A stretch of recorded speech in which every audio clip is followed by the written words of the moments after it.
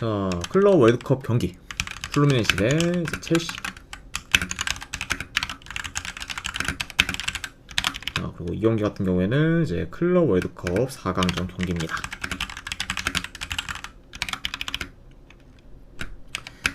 자, 일단 플루미네시 같은 경우에는 주전 미드필더 1명, 그리고 지금 수비수 1명이 결장. 자, 그리고 이제 첼시 같은 경우에는 현재 라비아, 그리고 지금 코렐, 그리고 지금 포파나 등이 좀 결장 중입니다.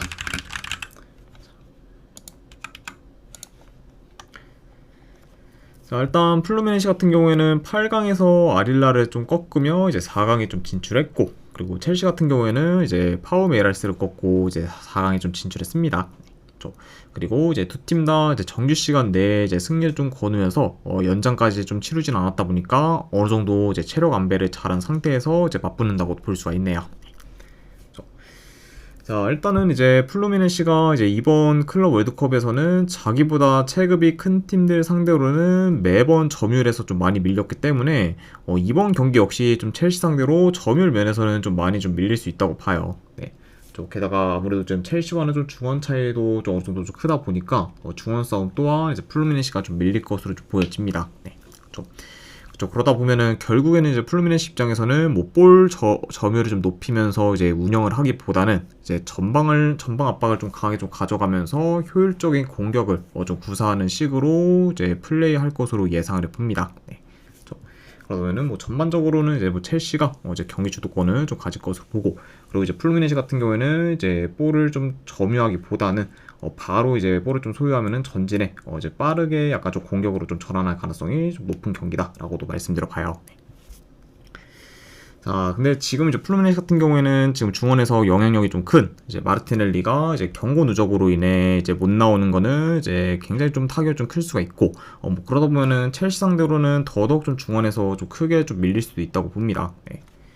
그만큼 이제 지금 플루미네시의 그런 이제 중원에서 영향력이 큰 그런 좀 마르티넬리의 좀 부재는 이제 좀 이제 타격이 좀 크다고 볼 수 있고, 그리고 그런 점이 오히려 이제 첼시한테는 굉장히 좀 유리하게 작용할 수도 있다고 좀 보여지네요. 오니지자님 반갑습니다. 네. 자, 또한 지금 양 팀의 뭐 전력차가 어느 정도 좀 크게 난다는 점과 좀 더불어 최근 좀 첼시의 좀 페이스나 폼이 좋다는 점까지 고려하면은 이 경기는 그래도 첼시가 좀 좋은 결과를 좀 만들어서 결승에 좀 진출할 가능성이 더 높지 않을까 좀 생각을 합니다. 네.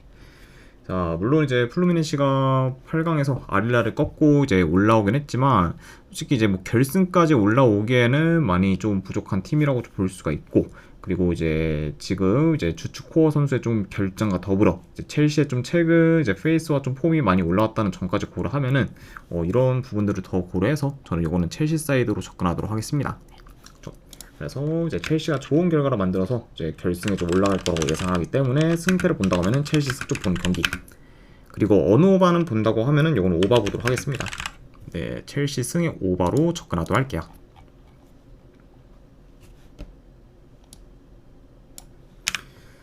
자, 그 다음에 이제 US 오픈컵 경기, 이제 미네소타 대 이제 시카고. 자, 이 경기는 이제 8강전 경기입니다.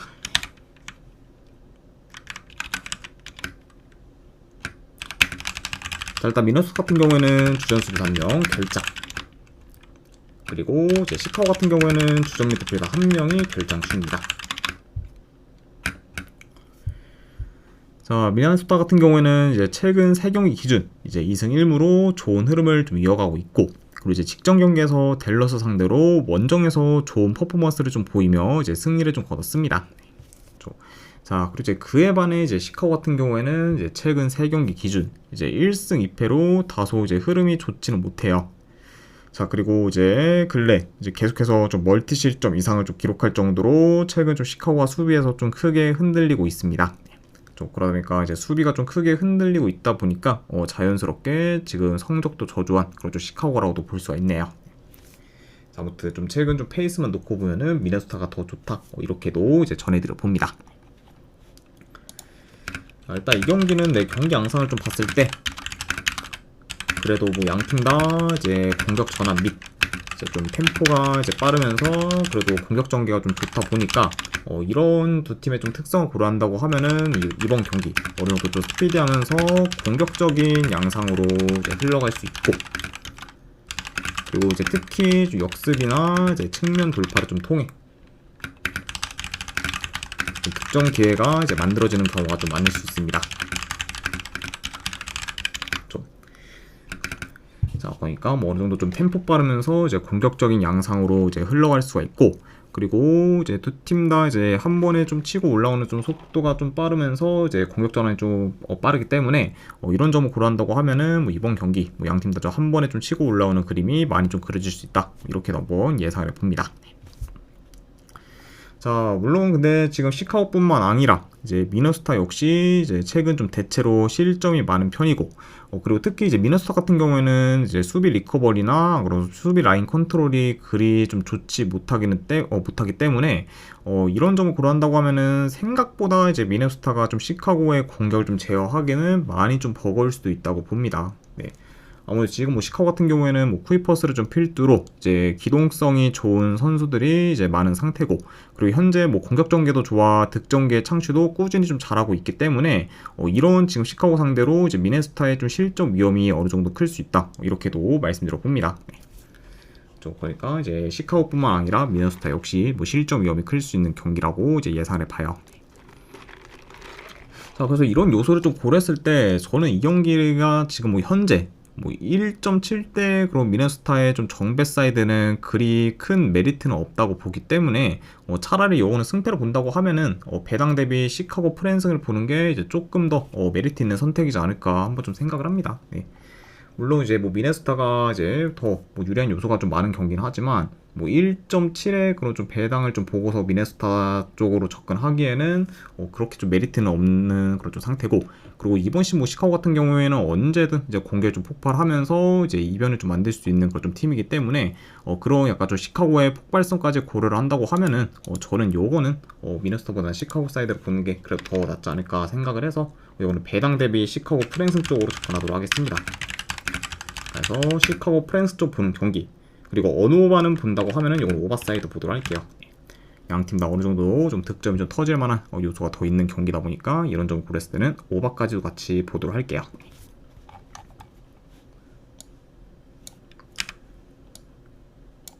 자, 그 다음에 이제 세너스 대 이제 오스틴.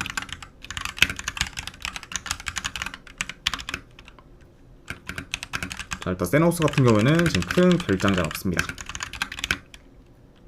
그리고 이제 오스틴 같은 경우에는 이제 주전포자 한 명이 결장 중이에요. 그래서 현재 이제 우준화가 좀 결장 중인 그죠 오스틴이다, 이렇게도 전해드려 봅니다.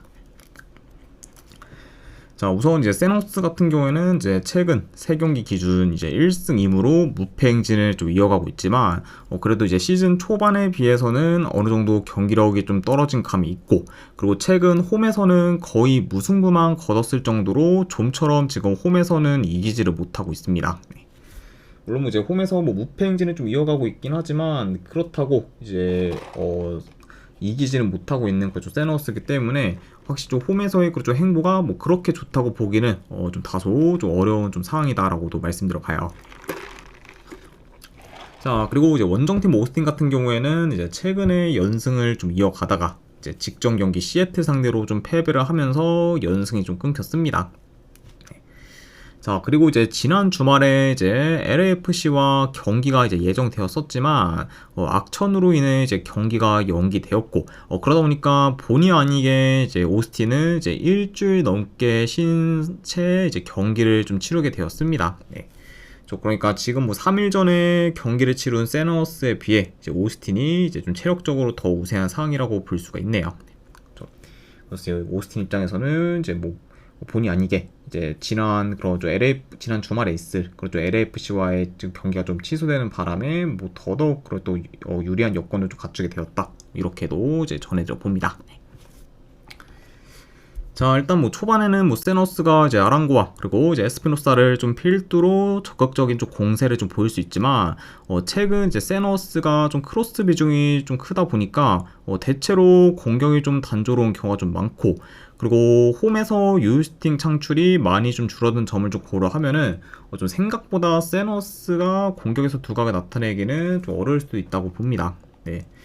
게다가 지금 오스틴 같은 경우에는 이번 MLS 내에서 좀 수비 조직력이 좀 좋은 팀으로 좀 평가받고 있기 때문에 그런 약간 오스틴의 좀 좋은 수비 조직력까지 고려한다고 하면은 더더욱 좀 세너스가 좀 오스틴의 수비를 공략하기는 어려울 수도 있다.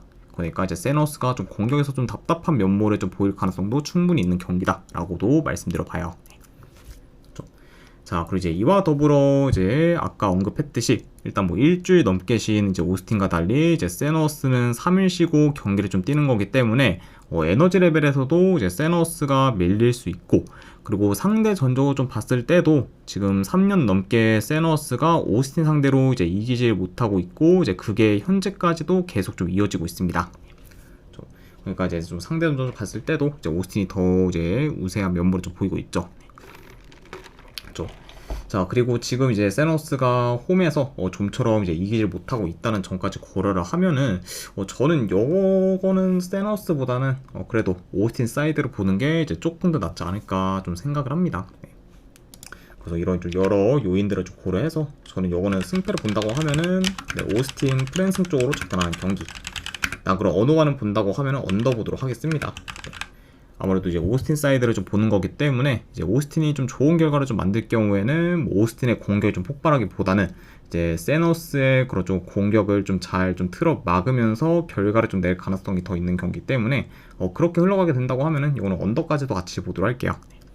그래서 승패 본다고 하면은 오스틴 프랜스, 언더 본다고 하면 언더 보는 경기로 가져가도록 하겠습니다. 자, 아무튼 네, 이렇게까지 해서 이제 축구 분석은 전부 다 마무리가 되었습니다. 자, 어느 정도 분석이 좀 괜찮다 이제 생각되시는 분들은 추천이랑 질차 한 번씩 눌러주시면은 감사드리고, 자, 그리고 이제 궁금하신 사항 있으시면은 채팅으로 질문 주시면 바로 답변해 드리도록 할게요. 자, 아무튼 이제 오늘도 끝까지 분석 방송 봐주신 분들 대단히 감사드립니다. 네, 감사합니다.